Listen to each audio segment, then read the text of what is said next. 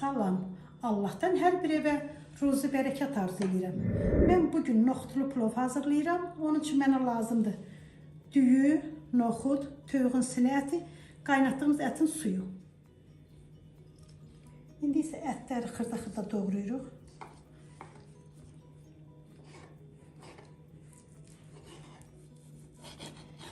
Mən ətləri xırda-xırda doğrayıram, amma istəyən didə də bilər.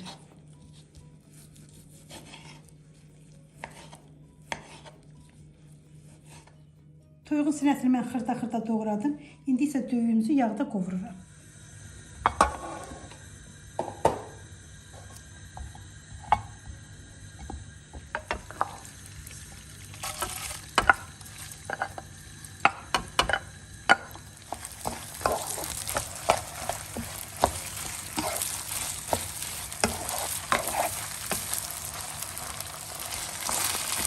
Düyünü mən yüzü süzmüştüm. Suyunu çəkənə qədər indi qovuruyorum. Düyü qovruldu. İndi isə əti əlavə edirik.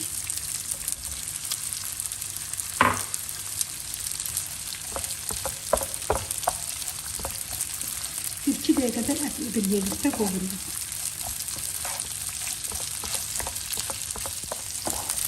Düyü ilə əti bir yerdə qovurduktan sonra noxudunu əlavə edirik.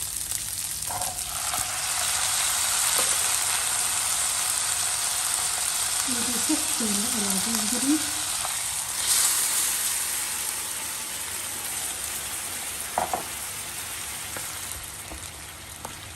Mən burada 2 stəkan düyü götürmüştüm. 4 stəkan isə 2 stəkan ət suyu, 2 stəkan da adi su. Mən əti tuzlu suda qaynatdığıma görə tuz atmıram, ancaq qara süd atıram.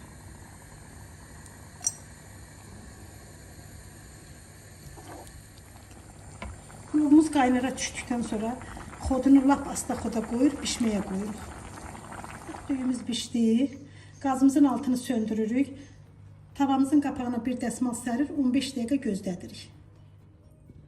Plovumuz hazırdır, nuş olsun.